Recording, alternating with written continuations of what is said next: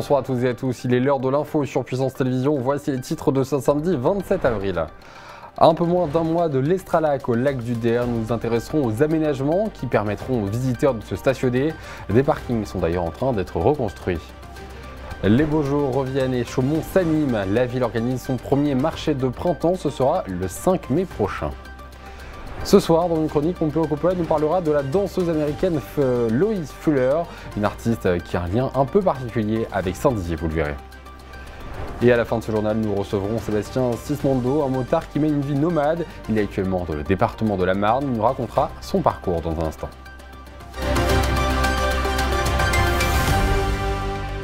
Et voici pour les titres.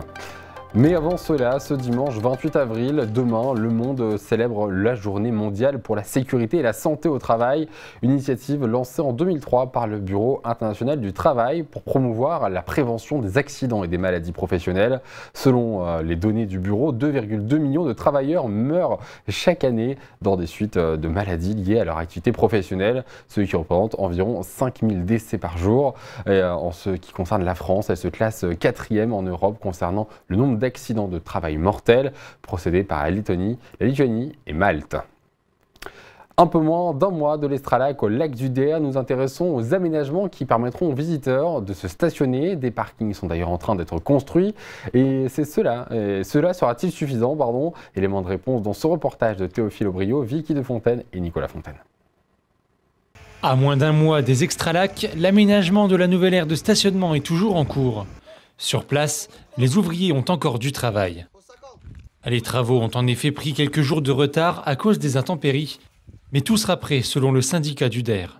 Les parkings seront prêts pour fin mai pour effectivement les manifestations dans le cadre des 50 ans du lac du Der. Le chantier avance, il y a eu quelques petits retards avec les intempéries de ces dernières semaines et de ces derniers mois, mais le chantier est normalement, et on l'espère de toute façon, livré pour la fin mai. Et pour accueillir les festivaliers, un premier parking est déjà terminé. Il offre 175 places de stationnement. À côté, le parking estival contiendra lui aussi 175 places, mais ne peut encore pas accueillir de véhicules. Là, nous sommes sur le parking estival. Donc le parking estival, il est fait à 70%.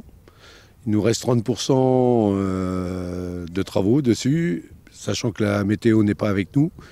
Mais on fait tout pour que ce soit prêt à la date qui est proche. Le parking 4 saisons, lui, il est fait... il reste plus que des plantations, des bricoles, mais il est fait, tout le monde peut circuler dessus. Au total, les deux parkings offriront 350 places de stationnement aux visiteurs et un troisième parking dédié aux motards pourra accueillir 50 places. En cas de forte affluence, le maire de la commune de Giffaumont-Champaubert proposera aussi des parkings champêtres. On a prévu, effectivement, il y a déjà tous les parkings qu'on a créés, les nouveaux parkings, mais en plus, on a prévu des parkings en herbe. Moi, je mets à disposition des espaces dans la commune, mais l'essentiel, évidemment, c'est le syndicat du Der qui gère cette affaire. Il y a des gens qui peuvent se garer le long des rues dans le village, ça, il n'y a pas de problème. Ces parkings enherbés sont situés à quelques mètres de la nouvelle aire de stationnement. Un sentier est en cours d'aménagement pour que les piétons puissent circuler en toute sécurité. Le premier week-end des Extralacs commence le 25 mai. Bonsoir Pompeo Coppola, vous êtes le rédacteur en chef de Puissance Télévisions et vous allez nous parler ce soir de Lois Fuller, une artiste qui a un lien un peu particulier avec celle de Saint-Dizier, mais qui est-elle vraiment ? Bonsoir Antoine. Donc, Lois Fuller était une danseuse et chorégraphe américaine qui est considérée comme l'une des pionnières de la danse moderne. Elle est américaine, comme je te disais, née à Chicago en 1862 et s'installe ensuite à Paris où elle devient l'une des artistes les plus importantes et les mieux payées du monde du spectacle. À une époque où les femmes suivaient des règles vestimentaires très strictes, Lois Fuller a été révolutionnaire. Elle a décidé de se libérer du corset et du tutu pour exprimer son art. Et comme tu peux bien imaginer, Antoine, ce fut un gros scandale à l'époque. Lois Fuller invente un nouveau style de danse, une danse libre qui ne se base plus sur les mouvements des bras, sur les mouvements des pieds, comme le voulait la tradition classique, mais sur le mouvement des bras et des tissus. Cette danse fut baptisée danse serpentine. Mais alors Pompeo, quelle était la relation de Lois Fuller avec Saint-Dizier ? Les Bragards qui se sont promenés à la foire de Pâques cette année ont pu voir une exposition dédiée à la danseuse. Et pour une raison bien précise. Après s'être produite à plusieurs reprises aux Folies Bergères, la mythique salle de spectacle parisienne, Loïc Fuller s'est rendu à Saint-Dizier en 1895 pour faire un spectacle lors de la foire. Un événement qui a enflammé le parc du Jard. Les gens se sont pressés pour aller la voir, malgré le prix important du billet, comme le relate la presse de l'époque. Elle effectue sa performance dans une cage au lion et tu peux bien imaginer que son spectacle remporte un grand succès cette année-là. Mais je veux te dire une toute dernière chose concernant cette figure exceptionnelle. Tu dois savoir que Loïc Fuller avait aussi une mentalité entrepreneuriale.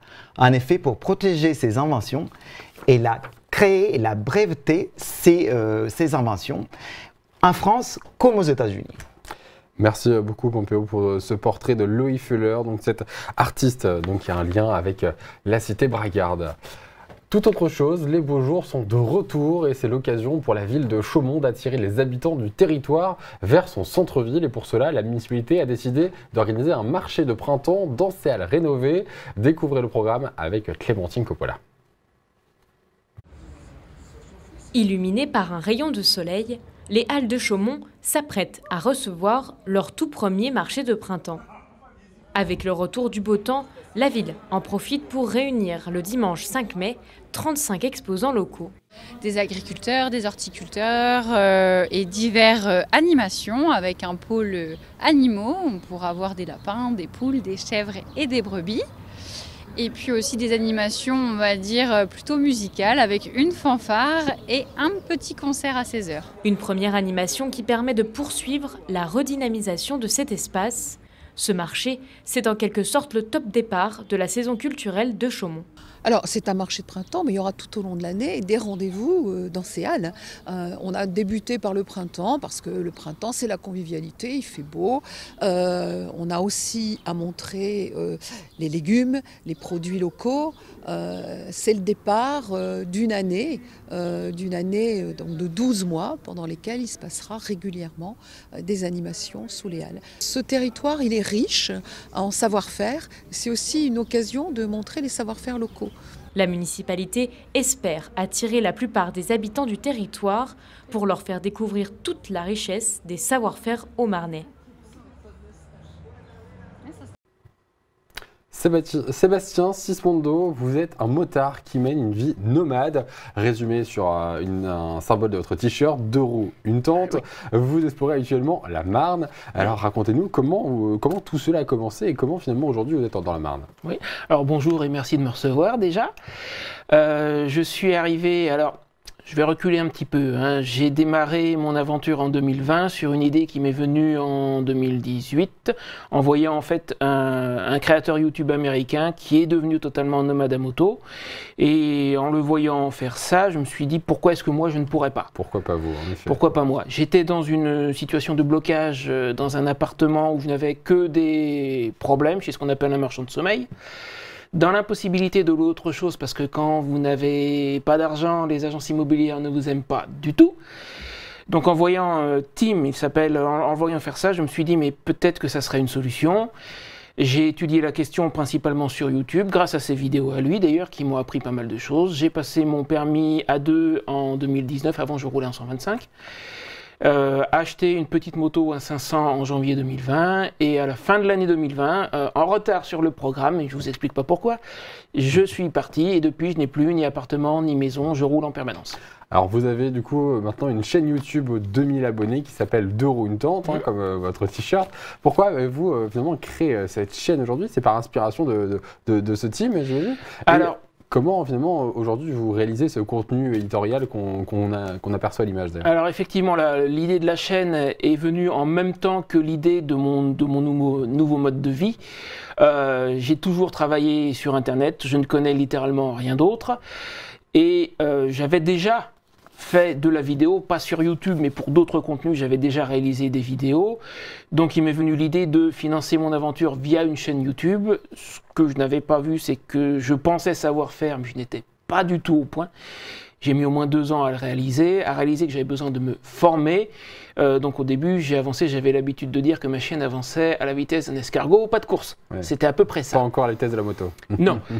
Depuis que j'ai décidé de me former, alors ça m'a pris une petite année pour apprendre via des chaînes YouTube spécialisées. Je me suis nettement amélioré, mais au début, je n'étais pas au point du tout. Ceci dit, l'idée de base était de financer mon aventure avec une chaîne YouTube. J'ai juste pas réalisé que ça me prendrait autant de temps.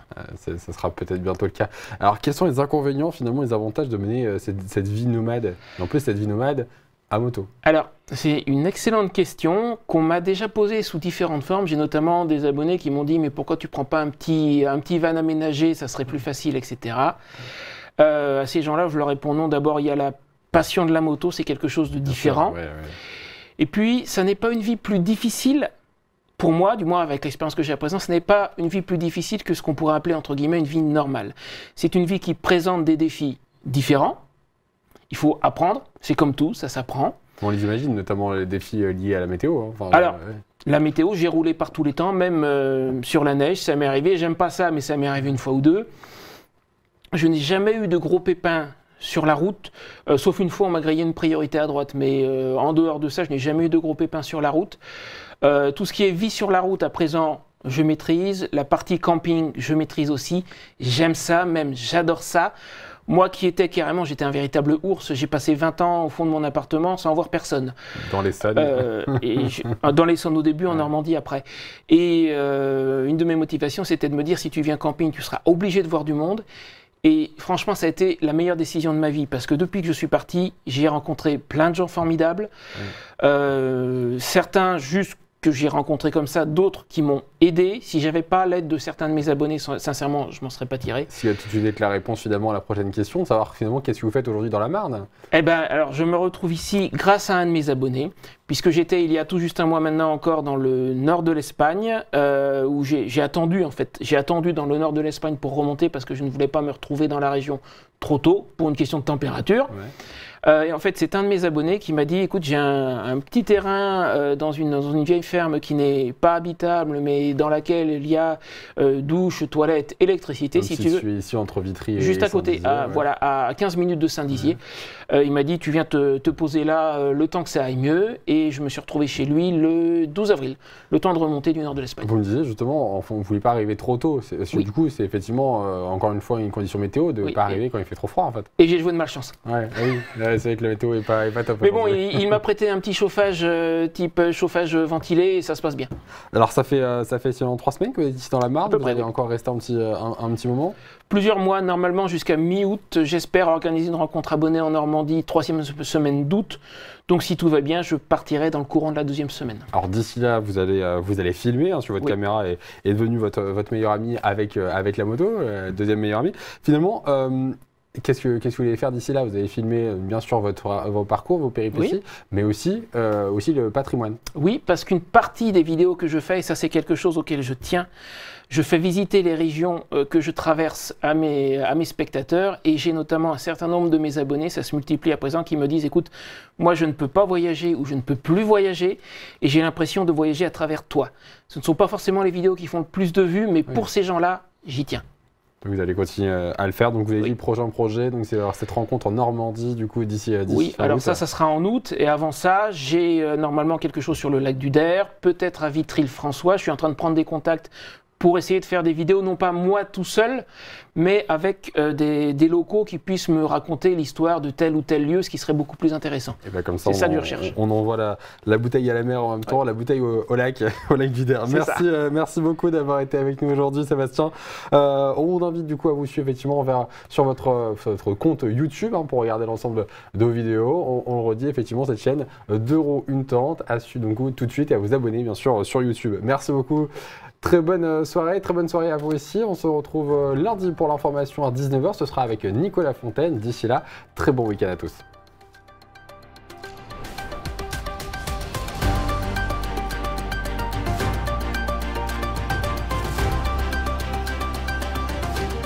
Toute l'actualité en continu à retrouver sur notre site internet et notre application mobile.